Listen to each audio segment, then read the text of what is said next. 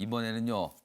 윤미향 당선인과 관련된 의혹 그리고 뒷말 매일 나오고 있습니다. 지금 그 얘기 지금부터 좀 다뤄보겠습니다. 이건 어제 좀 새롭게 이슈가 좀 내용이죠. 윤미향 당선인이 2012년 그리고 13년 이때 당시에 집을 매매하는 일이 있었어요. 근데 그와 관련된 내용입니다. 윤미향 현금 2억 논란에 오전에는 집을 팔아 마련했다. 그런데 오후에는 적금을 깼다. 그러니까 자금 조달에 관한 설명이 좀 달라졌다는 거예요. 자, 경기도 수원의 아파트를 경매를 통해서 구매를 했는데 그 자금이 과연 어떻게 된 것이냐 이런 논란입니다. 이걸 해명을 번복했다. 이렇게 지금 중앙일보는 제목에다 달고 있는데 미래통합당의 곽상도 의원 집 한 건 10개월 뒤인데 무슨 그전에 갖고 있는 집을 팔아서 자금을 마련했는가 이렇게 다시 추궁을 했거든요. 그러자 2012년 일이라서 다 기억을 못한다. 다시 기억을 되돌려 보니까 그 당시에 적금을 깼고 일부는 뭐 대출 그런 형태로 좀 받아서 자금을 마련했다. 이렇게 설명이 나왔어요. 그러자 다시 또 의혹 제기가 있는 거죠. 여기 보면 개인 계좌 후원금 사용처 수상하다. 뭐 이런 의혹 제기를 또 내놨습니다. 다음 기사 하나 더 있습니다. 또 다른 의혹과 관련된 내용입니다. 지금 계속 논란이 되고 있는 안성에 있는 쉼터. 이 쉼터에 대해서 그동안 이 해명이 이랬어요. 사실은 서울 마포에서 마련을 하려고 했는데 기부받은 금액이 10억으로는 마련하기가 어렵다. 다 10억 이상이더라, 가격이. 그래서 가격을 맞춰서 안성에 있는 쉼터를 마련한 거다. 이런 설명이었거든요. 그런데요. 언론들이 이제 취재를 많이 했습니다. 마포엔 10억짜리 없었다는 윤미향. 실제로는 10억 내 거래가 다수였다. 이건 또 뭐가 달라지는 겁니다. 그럼 상황이요. 할 수 있었다는 거죠. 마포에서. 안성 쉼터와 유사한 조건의 주택 확인을 해보니까 10억 이하 매매 총 14건이 있었다. 구하려고 했으면 구할 수 있었다는 설명이 되는 거예요. 마포에서 안성으로 장소 변경 이후엔 정의원 공동 모금회에서 제안했다. 그러나 모금회 측은 정대협이 먼저 언급한 것입니다. 이렇게 또 다른 얘기가 나옵니다. 아무튼 뭔가 좀 말이 자꾸 바뀌고 있다. 설명이 달라지고 있다. 이런 부분을 좀 지적하고 있습니다. 그럼요. 여기 뭐 윤미향 당선인이 그동안 여러 가지 한 설명과 해명들이 있는데 확인해 보겠습니다. 처음에 이제 현대중공업에서 그 땅을 그 박물관 옆에 건물을 책정을 잘못했던 것 같아요. 예산 조사를. 그런데 10억으로 그 마포의 어느 곳에도 그 집을 살 수도 없었고요. 저희가 서울에서 그 금액으로 도저히 찾을 수 없어서 정말 조금 많은 기간을 그곳에서 헤맬 수밖에 없었어요. 그런데 이제 공동모금회가 경기 지역도 괜찮다라는 의견을 주셨어요. 경기도도 적합하다고 판단되면 주택 비용들이 10억을 넘었고 또 비용이 조금 그래도 10억 아래면 그 어떤 적합성이 떨어졌고 예. 그래서 결국은 안성까지 오게 되었고 힐링센터를 매입하게 된 거예요. 네, 최영수 의원님. 뭐 여기 기사에도 소개돼 있고 영상 통해서도 역시 나와 있는데 윤미향 당선인의 해명 좀 어떻게 들으셨습니까? 일단 가장 먼저 지적했던 그 예. 아파트 경매를 얘기하자면 예. 요즘은 이제 경매가 많은 사람들의 재테크 수단이 예. 되고는 있지만 그래도 많은 사람들이 힘들어하는 부분이 경매 같은 경우에는 현금 동력이 가장 중요한 그렇죠. 재테크 수단입니다. 예. 경매에서 되자마자 보증금을 10% 내야 되고 예. 잔금 내는 데까지 시간이 얼마 안 굉장히 걸리거든요. 짧습니다. 예, 그게 그러니까 100% 현금으로 내야 되기 때문에 예. 사실은 저 현금이 어디서 오느냐 그리고 경매에 참여하는 사람도 현금을 어떻게 준비할 것이냐 예. 이게 가장 중요한 포인트입니다. 예. 그래서 그것을 제대로 기억을 못한다는 것에 사실 잘 이해가 안 되고요. 그러니까 2012년, 2013년 이런 기간이거든요. 한 8년 전이기 때문에 뭐 예. 기억의 차이가 여러 가지 일들을 하다 예. 보면은 기억에 오차가 있을 수는 있지만 예. 이 재테크 수단의 가장 중요한 포인트가 현금을 어떻게 마련하는 가이기 때문에 예. 사실은 그 뭐 기억 못하기가 쉽지 않다. 예. 그런 느낌이 들고 그리고 지금 윤미향 당선자의 해명과 진실 사이에서 예. 이것 하나만 뭐 착오가 생겼다면 8년 전의 일이기 때문에 예. 기억에 착오가 있을 수도 있겠다 이렇게 이해가 되는데 예. 너무나 많은 것에서 해명과 실제 사이에서 지금 차이가 나기 때문에 예. 갈수록 진실성에 대한 어떤 신뢰성이 떨어지는 것이죠. 오. 그래서 이런 것들이 하나하나 좀 제대로 규명이 될 필요가 예. 있는데 저는 뭐 국민의 한 사람으로서 이 사태가 벌어졌을 때 가장 좀 상처를 받았던 것은 예. 여당이 친일 세력의 공세다. 이렇게 뭉뚱그려 가지고 프레임을 씌워 가지고 예. 이 비판하는 사람들을 어떤 프레임에 가둬버릴 때 국민의 한 사람으로서 상당히 저는 상처를 받았습니다. 그런 태도에 대해서. 그럼 최영선 의원께서 스스로 내가 친일인가 이렇게 생각을 해보신 거예요, 그럼? 아니 그러니까요. 저는 예. 이게 분명히 사실과 이 예. 해명 사이에 그 괴리가 있어서 뭔가 이 해명을 규명을 했으면 좋겠다 하는 예. 느낌을 가지고 있는데 예. 이런 사람들은 친일 세력이다 하고 이렇게 프레임을 짜버리니까 예. 그 어떤 의혹을 제기하던 사람의 한 사람으로서 그럼 나는 뭐지? 이런 느낌. 그리고 맨 처음에 이 문제를 제기했던 분이 이용수 예. 할머니인데 그럼 예. 이용수 할머니도 지금 친일 세력이 된 것인가? 이런 느낌. 그래서 그건 누가 봐도 말도 안 되는 상황이잖아요. 그러니까요. 그거는요. 과거에 어떤 예. 이제 독재 시대 때 예. 비판 세력이 독재의 잘못된 부분을 이렇게 지적을 하면은 예. 독재 세력이 이 빨갱이 아니냐 해가지고 색깔론으로 뒤집어 씌워가지고 예. 어떤 문제를 오도를 한 적이 있었는데 예. 사실 친일 세력 공격은 예. 너무나 좀 그 과거의 색깔론하고 바로 대비되는 그런 측면을 많이 받았거든요. 그래서 예. 사실은 저 여당도 지금은 예. 개별의 해명과 예. 실제 사이에서 예. 사실관계를 따지고 판단을 해야지 예. 너무 큰 프레임에서 이 문제를 봐서는 안 될 것이다 이렇게 생각하고 싶습니다. 그러니까 문제가 있는 부분을 좀 문제가 있으니까 들여다보자. 지금 이 말씀을 하신 거예요. 그 부분을 다른 거하고 좀 연관짓지 않았으면 좋겠다라는 이런 취지의 말씀이셨습니다.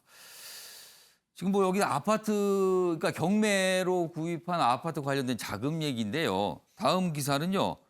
쉼터와 관련된 내용입니다. 보겠습니다. 여기 보시면 쉼터의 건물이 이제 크기, 그 건축 대장상의 뭐 크기와 실제 뭐 밝힌 크기가 뭐 다르다는 거예요. 여기 보면 287제곱미터 쉼터 건물이 건축 대장엔 195제곱미터랍니다. 그럼 이게 어떻게 된 거예요? 수상한 증개축. 자, 여기 표를 좀 봐주세요. 여기 보면 그 논란이 되고 있는 쉼터에 대한 설명인데 여기 수치를 좀 봐주십시오. 정 의원이 설명한 수치입니다. 총 면적, 그다음에 1층, 2층 뭐 창고까지 숫자가 있죠. 그런데 실제 건축물 대장상 크기는요 다릅니다. 작습니다. 그건 뭐예요? 소위 말해서 장부상, 공인을 받는 장부상에 기록된 면적과 실제 정 의원이 밝히고 있는 정 의원이 알고 있는 면적이 다르다는 거예요. 그러면은 둘 중에 하나입니다. 이거는요. 증개축을 했던가 아니면 정 의원의 설명이 잘못된 것인가 둘 중에 하나입니다. 이거는요. 그 쉼터에 가서 실제 측량을 해보면 됩니다. 실제 면적이 무엇인지. 그 내용이 여기 설명되어 있습니다. 안성시 이 쉼터에 대해서 불법 여부를 조사한다. 이렇게 되어 있습니다.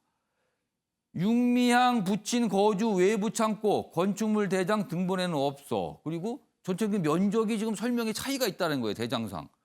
그럼 아까 말씀드린 둘 중에 하나입니다. 증개축을 모르게 했다든가. 지금 안성시에서는 모른다는 입장이거든요. 그거를 모르게 했다든가 아니면 정 의원의 면적 설명이 잘못된 것인가. 둘 중에 하나입니다. 이것도 좀 개운하지 않습니다. 영. 관련 기사 하나 더 보겠습니다. 다음 넘겨주세요. 쉼터 공동모금의 회계평가에서 F등급, 2015년 사업평가는 C등급 낙제점을 받았습니다. 뭔가 쉼터 운영과 관련해서 뭔가 문제가 있었다는 평가를 받은 거예요. 지금요. 모금의 경보조치리 정대협 매각 밝혀 서울 아닌 경기 쉼터 제한도 사실이 아니다. 이런 입장을 또 냈습니다. 양주열 변호사. 뭔가 굉장히 좀 불투명해 보입니다. 뭐 불투명한 부분도 분명히 있었고요. 예. 뭐 스스로도 뭐 일부에서 오류가 있었다는 부분은 인정을 예. 하고 있고, 그러니까 사실 이제 정의연 같은 경우에 지난 30년의 역사 중에서 예. 주목을 받고 국민들의 관심을 받고 특히 정권 차원에서의 도움을 받고 하는 거는 예. 몇 년 안 된 걸로 알고 있습니다. 예. 그러니까 이 말씀 드리는 이유는 회계 규모 같은 것들이 상대적으로 굉장히 폭증했을 가능성도 있고, 뭐 일부 기사에 따르면 이 문재인 정권 출범 이후로 뭐 16배가량이 늘었다라는 기사 같은 것도 제가 기억이 좀 나는데 예. 그런 부분도 있을 수 있고, 또 무엇보다도 이제 그 기본적으로 위안부 할머니들을 위하는 부분하고 예. 또 이 위안부 상황을 전 세계에 알리면서 이 부분을 일본으로부터 사죄를 받는다든가 하는 그 사회 변혁 운동 차원에서의 운동하고 이런 부분들이 마구 좀 섞여 있으면서 예. 이것들이 어찌 보면은 좀 정돈될 시간이 없이 우리 흔히 말하는 아마추어리즘이라고 해야 될까요? 그런 거 없이 좀 컸던 부분들이 있고, 그 가운데서 가장 중심이 돼야 될 사실은 예. 할머니들에 대한 어떤 마음 부분들을 좀 놓친 것 같다. 결국 그 부분이 다른 어떤 지금 뭐 안성 쉼터 같은 경우도 할머니들만 놓고 본다면 예. 저렇게까지 마련할 필요가 저는 과연 있었을까 싶어요. 아. 그렇잖아요. 그러니까 이게 정의연에서는 좋은 건물 새로 지은데 뭐 이렇게 뭐 좀 그런 데를 마련을 했는데 예. 사실 막상 할머니들의 연세를 고려한다든가 할머니들의 거리성이나 예. 편의성을 고려한다면 좀 그 건물이 낙후되더라도 오히려 서울이 더 낫지 않았을까. 그렇죠. 여기까지 이동하기가 그렇게 쉽지는 않다고 그러니까 대중교통으로는 나와요. 2시간이 걸린다고 예. 하니까. 그러니까 이 중심이 여러 사업을 하다 보면 물론 예. 정의연이 원래 추구하고 싶은 목적도 있었겠지만 어. 여전히 잃지 말아야 될 것이 할머니들에 대한 그 중심이었는데 결국 그게 좀 흐트러지면서 이런 여러 가지 문제점들이 나오는 게 아닌가 싶습니다. 윤찬 변호사는 어떻게 보셨어요? 저는 일단 윤미향 씨가 예. 해당 건축물의 연면적이 예. 287제곱미터라는 그 근거가 어디서 나왔는지 모르겠어요. 저게 왜냐하면 건축대장에도 없고 등기부등본에도 없으면 지금 약간 건축 대장에 나온 수치하고 좀 다르다는 거예요. 그러니까 그 어떤 그 객관적인 자료가 뭔지를 일단 밝혀야 되고요. 그러니까 쉽게 말하면 그 공사 단가를 좀 늘리기 위해서 연면적을 늘렸다라는 의혹 하나가 있는 거고요. 만약에 실제 윤미향 씨가 밝힌 저 면적이 맞다면 이제 예. 불법 증개축 문제가 나오는 거죠. 왜냐하면 등기부등본상에는 1, 2층만 나와 있고 예. 합쳐서 195m인가 5제곱미터 예, 이렇게 5제곱미터입니다. 약 한 60평 정도 된단 말이죠. 근데 실제 저거 87평 되는 겁니다. 27평 정도 차이가 나요. 그리고 창고는 분명히 외부 창고는 불법 개축물 예. 같고, 그래서 이 부분은 윤미향 씨가 287제곱미터라고 예. 한 근거를 밝혀야 될 것 같고요. 예. 또 하나 회계 관련해서는 F등급 맞았다는 이유가 뭐냐면 예. 저 관리에 드는 비용이 실제 실비가 나가는 게 있고 전기료 같은 게 예. 그게 약 한 뭐 2천만 원 정도 되나 봅니다. 그리고 윤미향 씨 아버님께 드린 예. 그 소위 말하는 봉급 비슷한 관리비죠. 예. 그 봉급이 7천만 원 정도 되는데 이걸 나눠서 공개를 했어야 되는데 합쳐서 그러니까 9천을 막 이렇게 합쳐서 냈다는 거죠. 그러니까 이 부분은 뭐 누가 보더라도 이것이 적정한 지출이었느냐에 대해서 보고 평가하기 어렵기 때문에 세분화하도록 돼 있는데 그렇게 안 했다. 뭔가 지금 명확하게 기록이 안 돼 있다는 그렇죠. 거네요. 그래서 이건 F등급이라는 건 상당히 가장 낮은 등급에 가깝잖아요. 그래서 결국 회계 처리에 전문 지식뿐만 아니고 예. 이 부분은 뭔가 하여튼 그 과실을 좀 넘는 뭔가 있지 않느냐라는 추측할 수 있는 거고요. 예. 가장 큰 거는 저 쉼터가 필요하지 않았음에도 불구하고 결론적으로 필요하지 않았잖아요. 예. 할머님들이 가서 사시지 않았고 할머님들이 가서 쉬시지도 않았고 하기 때문에 필요하지 않은 것을 왜 했는지 그다음에 왜 고가로 매입을 했는지 부분인데 이 부분이 고급장제를 사용해서 건축했다는 사실을 어떻게 알았는지 모르겠어요, 이분이. 그러니까 통상 저희가 매수인과 매도인 입장에서 보면 예. 매수인은 싸게 살려고 하는 거고 매도인은 예. 비싸게 팔려고 하는 건데 예. 시세라는 게 있어요. 예. 공인중개사 사무실에 보면 다 시세라는 게 있거든요. 그에 불구하고 3억 3천만 원 정도 비싸게 샀다는 부분은 예. 이것은 해명으로 해결될 일은 아니다 이렇게 생각합니다. 계속 뭐 의혹 제기가 있고요. 계속 설명이 있고요. 그리고 또 다른 어떤 새로운 또 의혹 제기가 나오고 지금 이런 상황입니다. 물론 윤미향 당선인과 정의연 그리고 과거의 구 정대협 억울할 대목이 있을 수 있습니다. 그러나 지금은요. 많은 분들이 의혹 제기하고 있거든요. 명확한 설명이 좀 더 필요해 보이는 사항들이 계속 좀 나타나고 있습니다. 이런 상황에서 더불어민주당 지금 분위기는 뭔가 고민 속으로 가고 있는 것 같습니다. 그 내용이 여기 소개되어 있습니다. 윤미향 엄중하게 보고 있다. 분위기 달라져. 여당 내에서 신중론이 고개를 들고 있다. 이런 기사입니다. 이낙연 전 총리 당과 깊이 있게 상의 중 어제 기자들의 질문을 받고 한 말이고요. 그러나 중론은 그래도 지켜야 할 카드다. 아직까지 당의 분위기는 이렇다. 이렇게 또 소개도 돼 있습니다. 자, 이 기사와 관련된 영상이 있습니다. 확인해 보겠습니다. 어제 오늘 여론의 변화가 분명히 있다고 보여지고요. 그 여론의 변화뿐만 아니라 저희 당을 사랑하는 당원들의 여론 변화도 분명히 있다. 오늘 윤미향 당선자가 안성에 세 군데나 돌아다녔다. 지금 이 쉼터를 매입했던 그 곳보다 더 상태가 안 좋았는데 시가가 싸지 않았다라는 이 부분을 예. 명확하게 빨리 오늘 중에 예. 소명을 해야 된다. 이런 상황에 이르게 된 데서 심심한 사과를 드리게 되고요. 사퇴 요구에 대해서는 고려하지 않고 있고요. 김상일 평론가, 네. 민주당 내 분위기가 진짜 어떻습니까 지금? 당 분위기는 그냥 한마디로 얘기하면 좀 예. 숨을 죽이고 관망을 좀 하고 있는 것 같습니다. 그러면 일단은, 여론의 네, 동향을 좀 추이를, 보는 예, 건가요? 추이를 보고 있는 것 같고요. 제가 기사가 좀 나와서 당원 게시판을 권리당원 게시판을 예. 좀 들어갔는데 기본적으로 비판과 예. 그다음에 어떤 보호 오. 이 사이에서 비율이 한 6대 4, 7대 3 이 정도로 좀 약간 이거는 좀 정리를 해야 된다 이런 쪽이 많은 게 좀 사실이더라고요. 비판 쪽에 약간 좀 예, 무게가 좀 가 예, 있습니까? 비판 쪽에 당원 게시판은 좀 그렇게 예. 숫자상으로도 예. 그렇고 이렇게 뭐 엄지 가지고 이렇게 위로 아래로 해가지고 하는 예.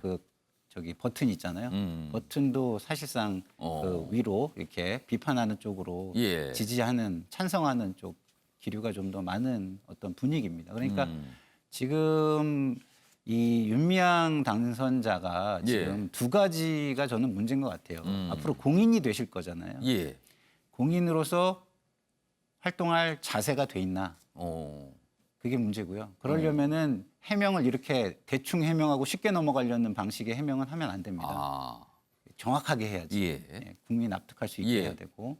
그다음에 미래에 이런 공적인 활동을 할 수 있는 자격을 국민으로부터 예. 신뢰를 획득할 수 있느냐. 이 두 가지 부분이 저는 가장 큰 문제라고 보는데 예. 지금 상태로 가면은 신뢰를 획득하기 굉장히 힘들다. 왜냐하면 지금 위법적인 사항도 많이 나와 있거든요. 예. 회계 그것도 엄밀히 얘기하면 법이거든요. 예. 그 회계 지침을 어긴 거고 시행령을 예. 어긴 것이고 그리고 지금 저렇게 매입을 하고 매도를 하는 것도 예. 사실은 어떻게 보면 엄밀히 얘기하면 예. 배임의 어떤 가능성도 제기가 될 수밖에 없는 상황이고 이런 것이기 때문에 그 부분을 명확하게 해결해야 되고요. 예. 두 번째 하나 더 제가 짚자면 정부의 태도도 상당히 문제가 있다. 정부요. 예. 아무리 좀 조심하는 뭐 분위기라고 하지만 이 정도면은 회계 검사가 들어가야 되거든요.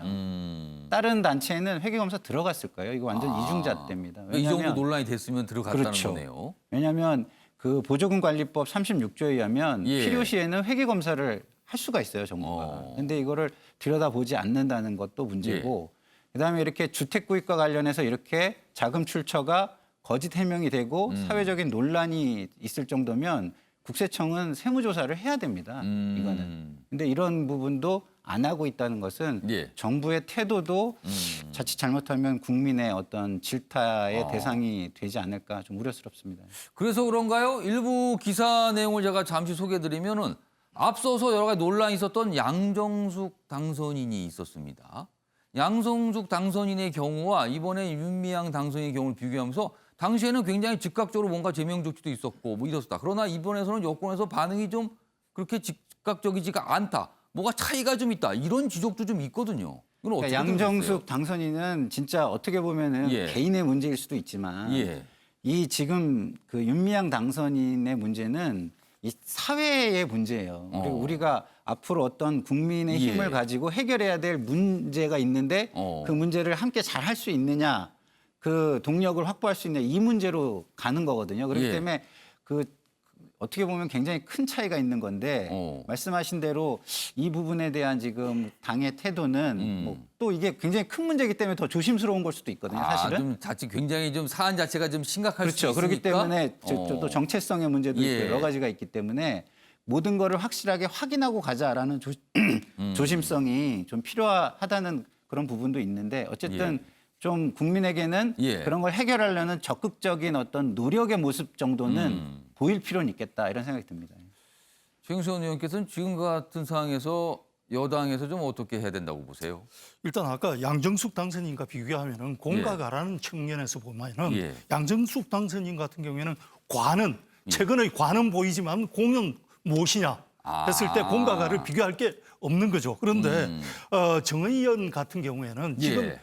당장은 과가 이렇게 예. 지적을 받고 있지만 예. 사실 30년 가까이 해온 예. 이 문제 그 위안부 피해 문제에 대한 어떤 문제 제기나 예. 의제 설정 이런 거에 대한 공이 흐트러질 수는 없는 거거든요. 그동안 높은 평가를 받아왔죠, 그 부분은요. 그렇죠. 아무리 회계 문제가 예. 있다든지 이런 것들이 비난을 받는다 하더라도 예. 그 공이 없어질 수는 없는 겁니다. 그래서 예.